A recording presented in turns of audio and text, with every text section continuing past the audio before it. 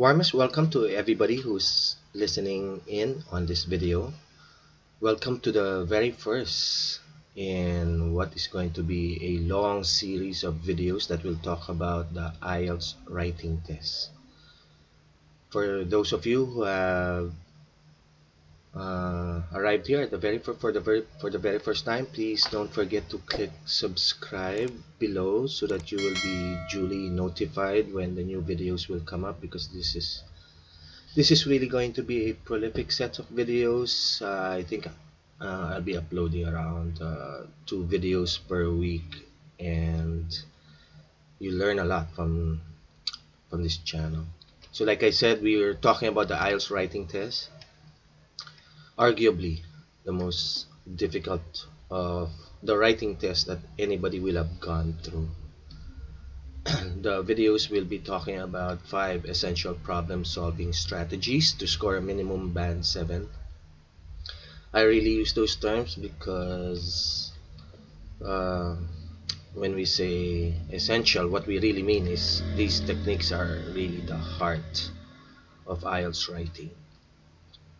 And of course, without the heart, then there is no way for the essay to survive or to score a band 7, so to speak. They are problem-solving techniques. Problem solving is important because, as you may not have heard before, IELTS writing is really all about, particularly task 2, it's really all about solving problems as presented to you in the question prompt. So these techniques are cutting edge. What we mean by cutting edge is that they are highly effective. They are as sharp as knives, and they are also highly revelatory. Finally, for the first time, if you go through each and every one of these videos, you will see that you will finally see what you've never seen before. Strategies that are highly effective, and IELTS has been very successful in keeping these strategies from everybody for the most part. But finally, you will come to realize what these secrets are. They are also previously unheard of. I've actually, in all my years of teaching, I've actually scoured a lot of videos over YouTube, and I haven't actually seen anybody who has talked about any of these strategies. These strategies are, of course, proven. It took a number of years to develop the strategies as I've gone through my teaching career in IELTS, and we have now come to the point where we can say that we've actually cracked the secrets to task 2 writing, and as evidenced by all the students who have successfully breached the band 7 level. Eventually I'll be showing you some of these videos from them, and that's what I meant when I said that this channel is going to be really loaded. So as I mentioned earlier, we will be talking about task 2 of the IELTS writing test and task 1 of the IELTS writing test. Task 2, of course, is the more weighty of the 2 tasks for the IELTS writing exam. For those of you who are new to this exam, IELTS Task 2 is a task which requires you to write an essay at a number of 250 words. So please view 50 words as something of the length of 1 paragraph. So for all intents and purposes, 250 words is going to be something like 5 paragraphs. Although it's important to note that there are people who can actually write just 4 paragraphs for task 2 and still hit the 250 words. So for that comes around to maybe 75 words per paragraph. We'll find out later if we do the essay ourselves. You are required to write the essay under a time limit of 40 minutes, with the remaining 20 minutes, of course, being devoted to task 1, writing. We can call task 2 as argumentative writing. It really is all about positing your arguments, or positing your bullet, so to speak, in defense or against a particular opinion. So, as differentiated from task 1, which is merely what we can call as descriptive writing. So for task 2 writing, there are styles. For this particular video, being the very first video that you will have ever encountered, we will be talking about the A1 style. And for the next video, we will be discussing, of course, the A2 style.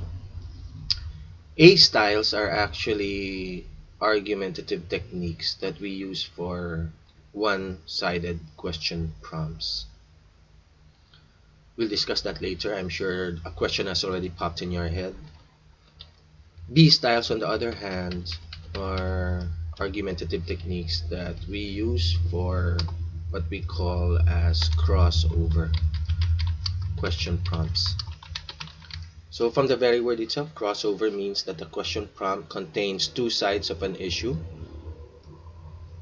And as regards to one-sided, we can discern that these styles are really for question prompts that only explicitly mention one side of an issue.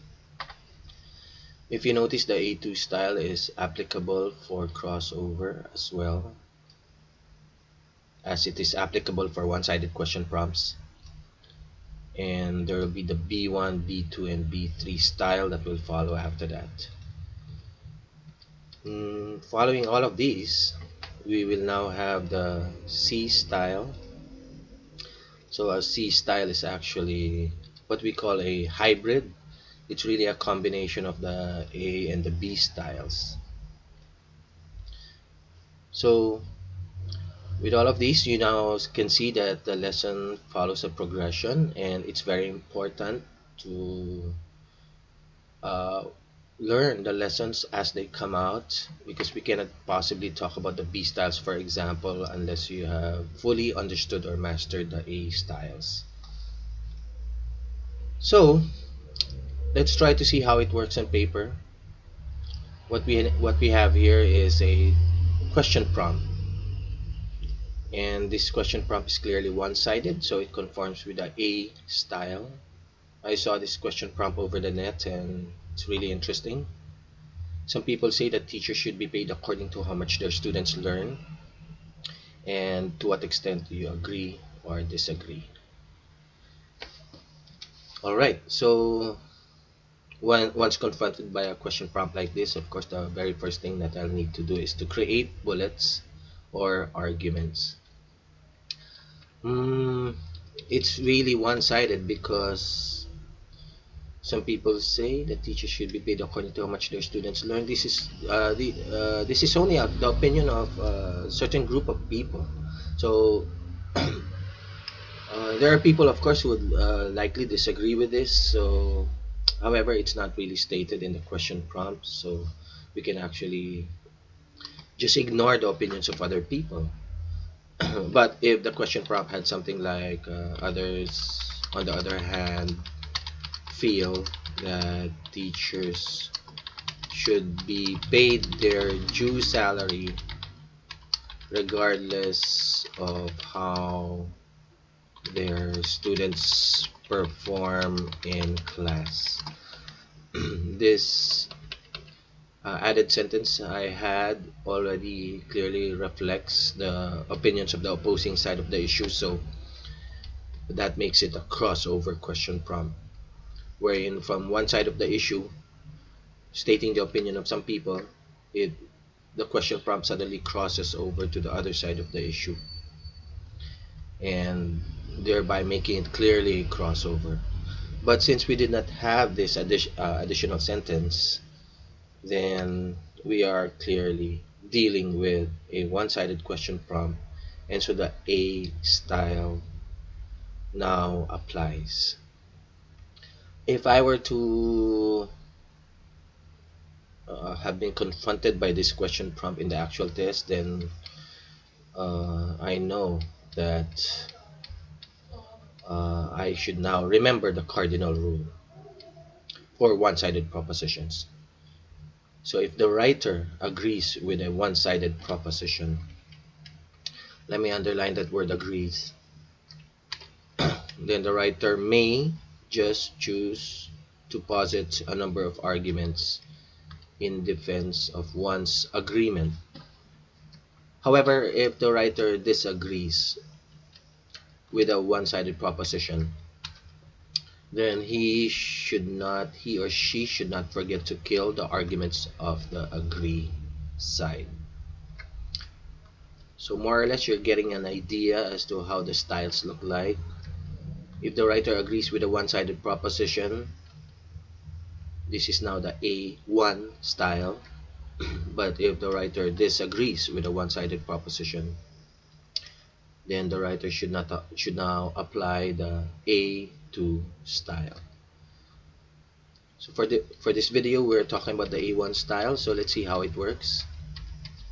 Again, if I were confronted with this question prompt in the actual exam, then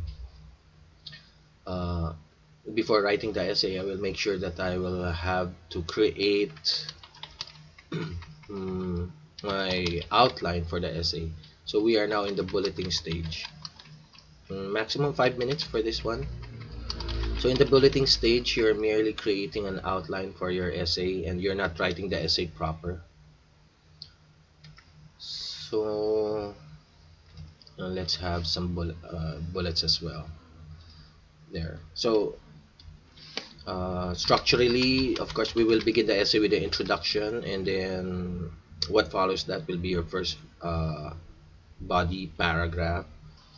So since we are in agreement with the question prompt, then maybe we can say that this proposal will help ensure right methodologies in teaching. So remember, this is just the bulletin stage, so we can actually just write something like help ensure right methodologies, and you will already get an idea as to what the content of that paragraph is going to look like. And maybe we can also argue that the proposal will ensure that only the most deserving teachers will stand in front of a classroom. It's a long sentence, so maybe we can, since we are only in the bulletin stage, and then maybe you can just write only deserving teachers, and then you'll get an idea as to what the rest of that paragraph is going to look like. Perhaps one more argument would do. Altogether, maybe we can say this would help improve education overall. So again, we can just underline these, and we already have a general idea of how that paragraph is going to look like, and then after which we can now conclude the essay. Alright, that's the bulletin stage of 5 minutes. So of course it only took us less than 5 minutes, but please do not extend 5 minutes because remember,